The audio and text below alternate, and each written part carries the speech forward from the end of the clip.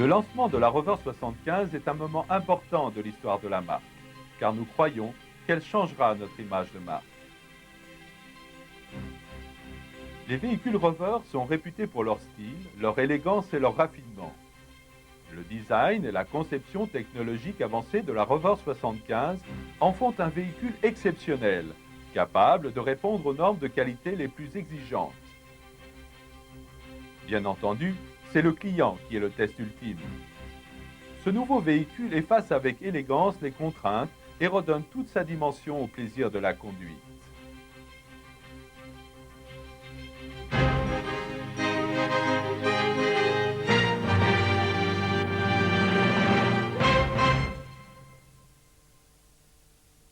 Cette vidéo, conçue pour les techniciens, est composée de 7 parties différentes. Afin de mieux en assimiler le contenu, nous vous suggérons de visionner cette vidéo en plusieurs fois. La première partie donne des informations générales et présente les nouvelles caractéristiques techniques du véhicule. La deuxième partie présente les nouveaux systèmes électriques et le système d'immobilisation. La troisième partie concerne essentiellement le groupe d'instruments et la quatrième partie traite du système de retenue supplémentaire. Dans la cinquième partie, nous vous présenterons les motorisations et en sixième partie, le système de freinage. Enfin, la septième et dernière partie présente la suspension et la direction. D'autres vidéos seront bientôt disponibles pour vous présenter plus en détail les moteurs et le système de gestion, les systèmes électriques et le système de navigation par satellite.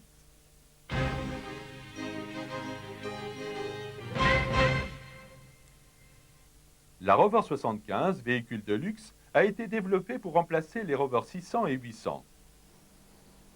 De dimensions généreuses tant à l'extérieur qu'à l'intérieur, la Rover 75 dispose de 4 motorisations différentes et d'une boîte de vitesse à 5 rapports, manuelle ou automatique.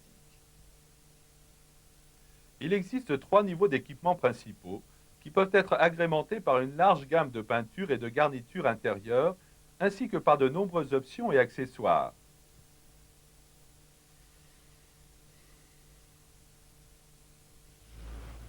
Le site de production de Cawley a été rebaptisé Rover Oxford. Cela représente bien plus qu'un nouveau nom, puisque c'est une usine entièrement nouvelle, construite sur l'ancien site.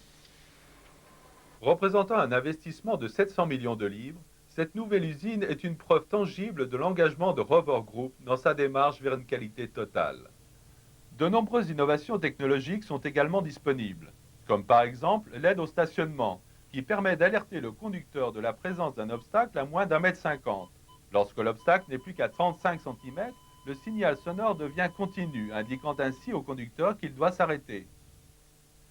Un capteur de pluie en option contrôle la fréquence de balayage intermittent des essuie-glaces, en mesurant en permanence la quantité de lumière réfléchie par le pare-brise.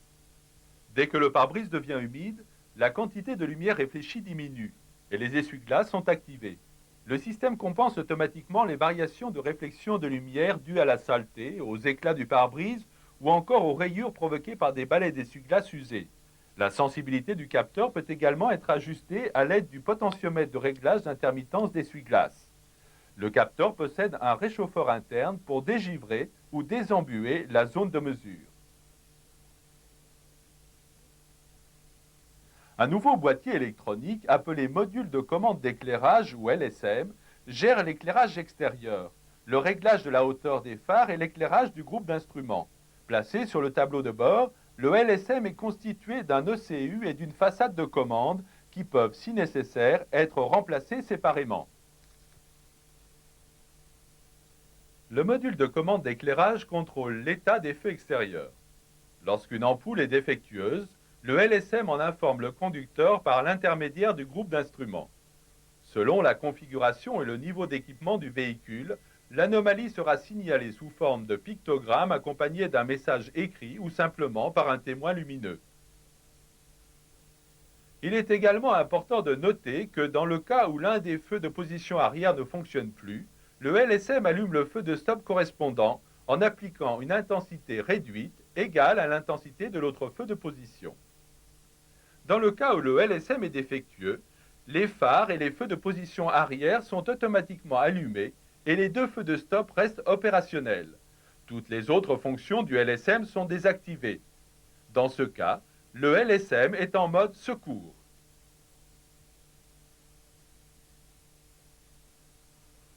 Ces dernières années, le téléphone de voiture est devenu un accessoire très demandé. La Rover 75 pourra être équipée d'un téléphone intégré. Bien entendu, la Rover 75 offre un volume de rangement important. La boîte à gants, plus grande que sur les modèles précédents, peut contenir un chargeur de CD et le manuel du conducteur.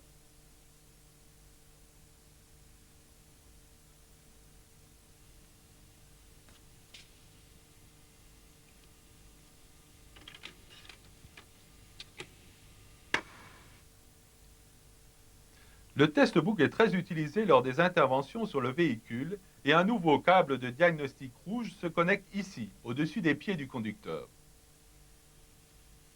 Le test-book utilisera également un CD-ROM spécifique pour la Rover 75.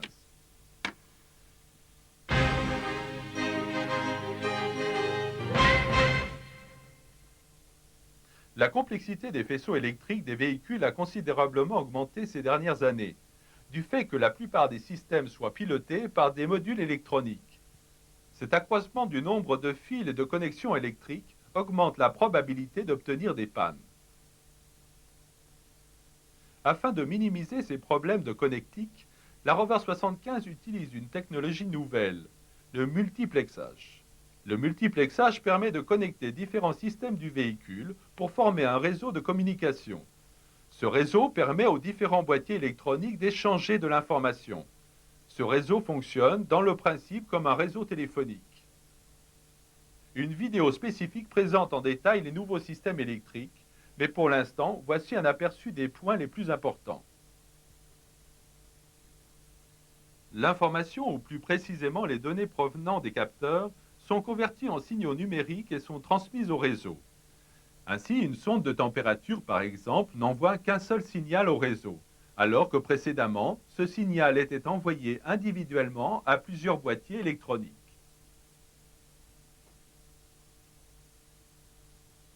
Ce système d'échange de données est appelé système de bus numérique.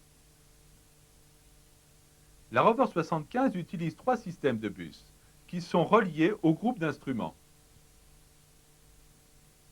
Ces bus sont appelés bus CAN, bus K et ligne de diagnostic. Ces 3 bus font partie intégrante du faisceau principal. Le groupe d'instruments possède un microprocesseur chargé de transférer les données d'un bus à l'autre. Tous les bus numériques manipulent les données extrêmement rapidement. Le bus CAN est le plus rapide d'entre eux. Il est utilisé lorsque la rapidité d'échange de données est vitale, par exemple pour un système de gestion moteur ou pour un système de gestion de boîte automatique. Le bus K, un peu plus lent, relie entre eux les systèmes de gestion de carrosserie. Ce bus n'est sollicité que par des événements, c'est-à-dire que les messages ne sont transmis qu'en réponse à une demande, comme par exemple allumer les feux ou encore ouvrir et fermer le toit ouvrant. Un nouveau boîtier électronique appelé GM6 est relié au bus K, placé derrière la boîte à gants. Ce module de contrôle est de couleur crème. Il contrôle les éléments suivants: les glaces électriques avant, l'alarme, le système de chauffage et de climatisation standard, l'éclairage intérieur, les essuie-glaces, le dégivrage de la lunette arrière, le verrouillage centralisé. Il permet également, à l'aide du test-book, d'activer et de désactiver le mode transit. Si le véhicule est équipé de glace électrique à l'arrière, un GM6 haut de gamme est monté. Celui-ci est de couleur noire. Il assure exactement les mêmes fonctions que le GM6 standard, si ce n'est qu'il gère en plus les glaces électriques arrière. Enfin, comme son nom l'indique, la ligne de diagnostic est utilisée par le test-book pour communiquer avec chaque ECU, dans le but d'effectuer des diagnostics.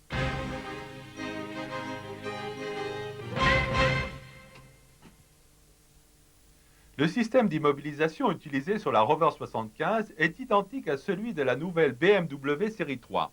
Il est appelé EWS3. Si une nouvelle clé, un nouvel ECU ou une nouvelle télécommande sont nécessaires, ils ne pourront être commandés que par un concessionnaire Rover via la base de données BMW de Dingolfing en Allemagne. Bien que l'EWS3 utilise des éléments du système d'alarme et de verrouillage, il possède un système d'immobilisation autonome comprenant l'ECU EWS3 placé sur le montant A côté conducteur, le module de gestion moteur ou ECM, le module de commande GM6, le transpondeur de clé, l'antenne, le contacteur à clé et le groupe d'instruments. Sur les véhicules équipés d'une boîte automatique, le contacteur de verrouillage de boîte est intégré au système. Chaque véhicule est livré avec 3 clés. Chaque clé possède 3 codes ou identités électroniques qui sont le numéro d'identification, le mot de passe et un code tournant qui change chaque fois que le véhicule a démarré. Lorsque le contact est mis, l'EWS3 vérifie les 3 codes par l'intermédiaire de l'antenne et du transpondeur. Ces codes sont comparés à ceux présents dans sa mémoire. Si l'un de ces codes ne correspond pas, le véhicule restera immobilisé. Si l'EWS confirme que la clé utilisée est valide, le relais de démarreur est alimenté et le code d'immobilisation est envoyé au boîtier de gestion moteur, permettant ainsi au moteur de démarrer. Dès que le moteur a démarré, l'EWS annule le code tournant présent dans sa mémoire et dans la clé et génère un nouveau code qui sera utilisé la prochaine fois. Le code d'immobilisation envoyé par l'EWS à l'ECM est unique. En production, l'ECM du véhicule apprend, de manière définitive, le code qu'il devra recevoir de l'ECU d'immobilisation. L'EWS et l'ECM sont donc effectivement appareillés et les données sont stockées dans la base de données de BMW.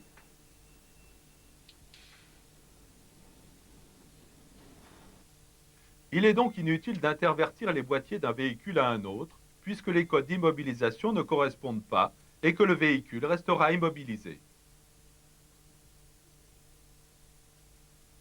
Lorsqu'un nouvel ECU EWS est livré, il contient les mêmes données que l'ECU d'origine. Une fois monté sur le véhicule, il est nécessaire de le resynchroniser à l'ECM en utilisant le testbook. De même, un ECM 9 sera livré en mode nouveau-né. Cela signifie qu'il devra être appareillé à l'ECU EWS existant, de manière à ce qu'il puisse interpréter le code d'immobilisation. Vous devrez pour cela utiliser le testbook. Il est important de noter que la procédure de programmation ne peut s'effectuer qu'une seule fois. En cas d'erreur, l'ECM est verrouillé et devra être retourné à Rover Group. Les nouvelles clés sont livrées prêtes à l'emploi et l'ECU peut gérer jusqu'à 7 nouvelles clés en plus des 3 clés d'origine. Si le client perd régulièrement ses clés, il sera nécessaire de remplacer l'ECU à la 11e clé.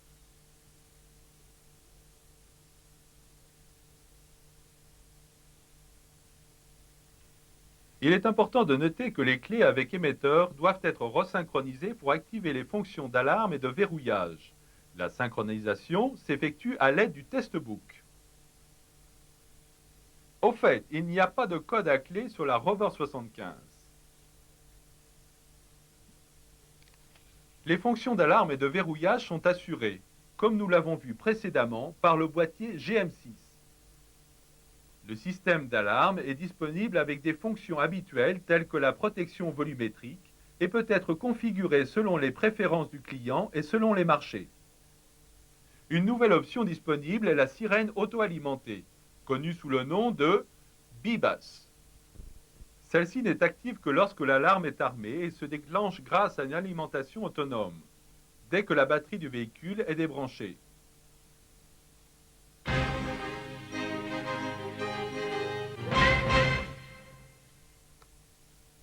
Deux groupes d'instruments sont disponibles.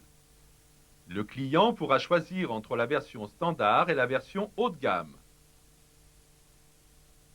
La seule différence entre les deux est le mode d'affichage de l'information.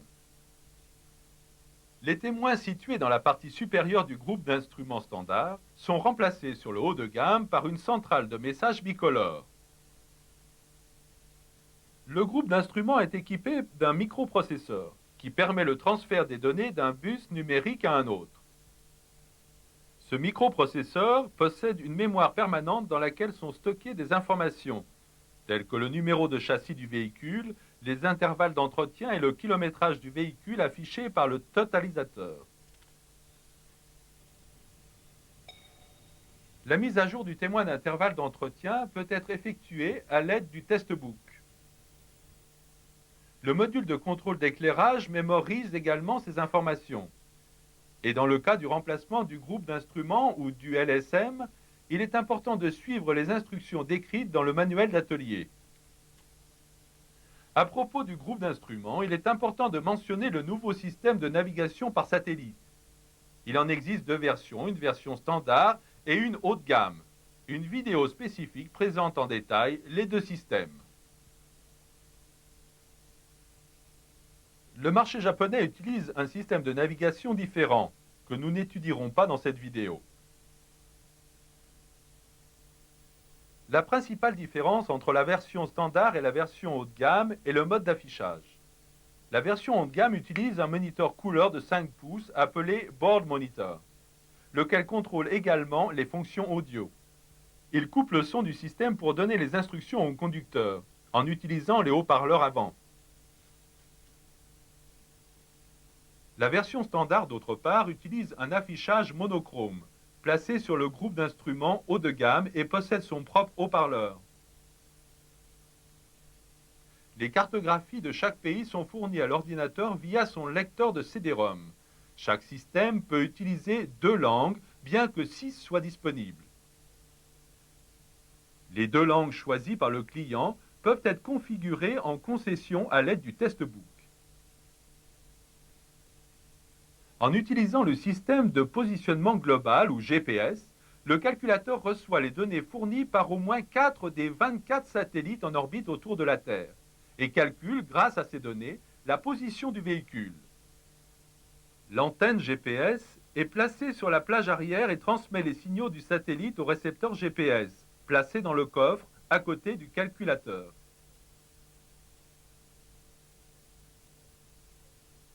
Pour se localiser, le système a besoin de 2 informations supplémentaires. La première concerne la vitesse du véhicule fournie par les capteurs ABS.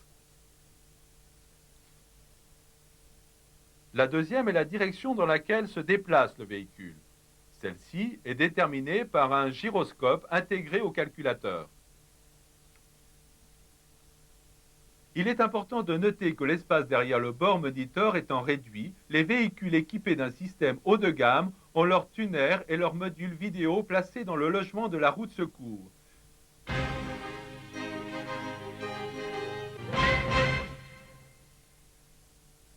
Conçus pour fonctionner en conjonction avec les systèmes de retenue de base tels que les ceintures de sécurité et la colonne de direction déformable, les systèmes de retenue supplémentaires de la Rover 75 répondent largement aux normes européennes, américaines et japonaises actuelles. Nous allons voir en détail ces systèmes.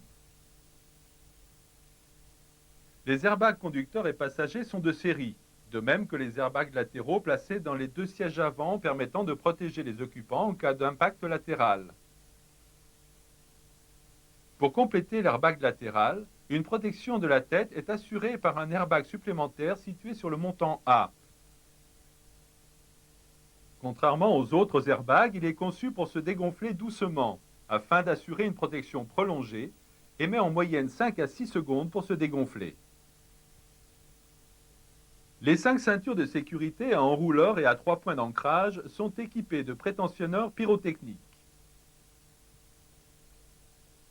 Le déploiement des airbags et des prétentionneurs est commandé par le DCU, ou module de contrôle et de diagnostic, placé sous la console centrale. Le DCU utilise également 2 capteurs de collision latérales, fixés sur la traverse du siège de chaque côté du véhicule, pour la détection des chocs latéraux. En fonction du type de collision, le DCU ne déploie que les protections nécessaires.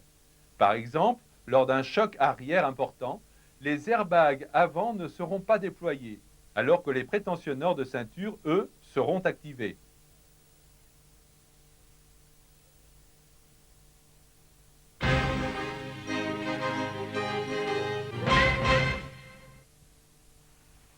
La Rover 75 dispose de 4 motorisations différentes, montées en transversale. La transmission aux roues avant est assurée par une nouvelle boîte de vitesse manuelle à 5 rapports Getrag ou par une boîte automatique Jatco à 5 rapports également. Il y a 3 moteurs essence et un diesel. Le moteur série 4 de 1,8 litre a été modifié pour améliorer ses performances. Il développe maintenant une puissance de 88 kW à 5500 tours minute et répond également aux normes anti-pollution de l'an 2000. Les deux autres moteurs essence sont tous deux dérivés du KV6. L'un a une cylindrée de 2 litres et développe 110 kW à 6500 tours minute. L'autre a une cylindrée de 2,5 litres et développe 130 kW à 6500 tours minute. Le moteur diesel, connu sous le nom de M47R, est un 2 litres, 4 cylindres et 4 soupapes par cylindre. Ce moteur utilise le système d'injection directe Common Rail, développé par Bosch, et fournit 85 kW à 4000 tours minute. Tous les systèmes de gestion moteur répondent aux normes les plus récentes ECD3. Ces normes établies par la Commission européenne concernent le contrôle des émissions de polluants des véhicules. Il est impératif que les systèmes de gestion aient la capacité de contrôler le bon fonctionnement des éléments susceptibles d'affecter le taux d'émission de polluants et de désigner l'élément défectueux. Une vidéo spécifique présente en détail les moteurs et leur gestion.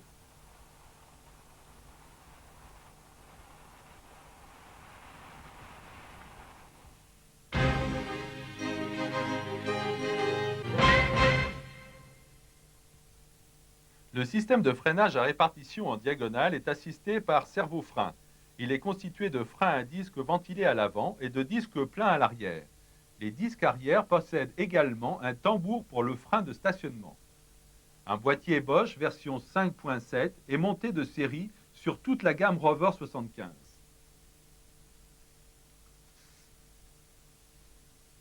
Les 4 capteurs de vitesse de roue sont nouveaux et sont des capteurs à effet Hall. Les capteurs avant sont placés dans les moyeux. Les capteurs arrière sont placés sur la partie intérieure des bras longitudinaux. Ces nouveaux capteurs sont bien protégés contre la saleté et les chocs. La répartition électronique du freinage ou EBD est une fonction intégrée de série au système ABS. Cette fonction assure la répartition de la pression de freinage entre l'essieu avant et l'essieu arrière et remplace ainsi le répartiteur mécanique habituel.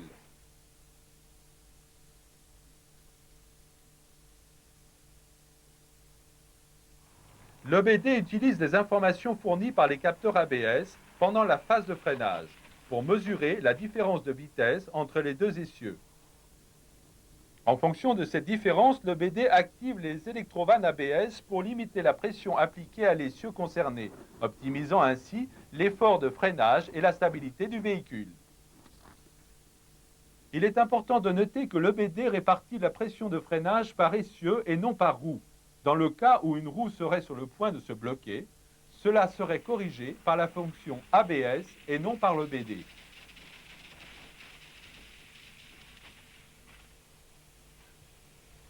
Le témoin EBD est combiné à celui du niveau de liquide de frein et de frein de stationnement. Si le niveau de liquide de frein est correct et que le frein de stationnement est desserré, le témoin doit s'allumer à la mise sous contact, puis s'éteindre après quelques secondes. Si le témoin reste allumé, ou s'il s'allume en roulant, cela signifie qu'une panne du système EBD est survenue et qu'il faut s'arrêter.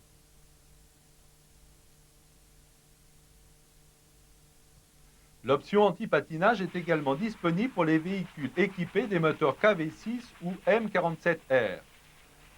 C'est une fonction supplémentaire du système ABS. Cette fonction limite le patinage des roues avant lors des accélérations. En contrôlant la vitesse de rotation de chaque roue, L'ABS détecte lorsque la ou les roues commencent à patiner. Le système anti-patinage intervient de différentes manières afin de réduire la perte d'adhérence. Il pourra par exemple appliquer momentanément les freins sur la roue qui patine. Ainsi, le couple sera transmis à la roue qui a le plus d'adhérence. Si les deux roues patinent, le système anti-patinage demande à la gestion moteur, via le bus CAN, de réduire le couple transmis. Sur les véhicules diesel, l'injection sera retardée, alors que sur les véhicules équipés du moteur essence, le couple sera réduit en modifiant le point d'avance et la durée d'injection. Sur les véhicules essence, il pourra également réduire la quantité d'air entrant dans le moteur grâce à un papillon secondaire. L'antipatinage ne fonctionnera pas si les freins sont appliqués. Si nécessaire, la fonction antipatinage peut être désactivée par ce contacteur, par exemple lors de l'utilisation de chaînes.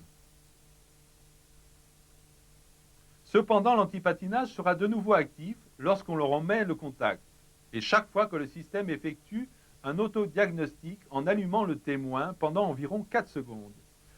Si en roulant, une panne survient, le témoin s'allume et reste allumé.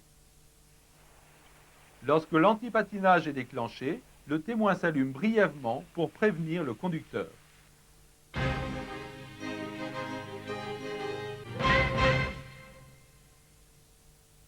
La Rover 75 est équipée de suspensions avant et arrière indépendantes et de berceau. La direction assistée est montée de série. La colonne de direction déformable est réglable en hauteur et profondeur. Les bras de suspension McPherson sont constitués de bras inférieurs en aluminium forgé. Lors du remplacement des cylindres blocs, il est important de respecter l'angle de montage de ces derniers. Notez également qu'il ne faut jamais utiliser les bras inférieurs pour soulever le véhicule. Il faut utiliser les emplacements réservés à cet effet sur le berceau avant. La barre anti-roulée est fixée au bras avant par des rotules pour limiter les effets de rebond. Les cylindres blocs ont été spécialement conçus pour éliminer les grincements. Il est donc important de ne pas les graisser. La suspension arrière est une adaptation pour un véhicule à traction de l'essieu en Z BMW, réputé pour son excellente correction de carrossage. Elle est constituée d'un système multibras d'amortisseurs, de ressorts hélicoïdaux et d'une barre anti-roulis. Comme pour la suspension avant, les cylindres blocs ne doivent pas être graissés. Le bras inférieur en acier est repéré pour indiquer le sens de montage. Il est fixé au bras longitudinal et permet ainsi le réglage du parallélisme. Le bras longitudinal est lui-même relié au bras supérieur par une rotule montée à la presse. Le réglage de la géométrie doit être effectué exclusivement à l'aide d'appareils appropriés et approuvés par Rover, de manière à préserver l'intégrité du système de suspension. Ainsi s'achève la présentation de ce véhicule exceptionnel. Nous sommes certains que vous apprécierez la Rover 75 à sa juste valeur.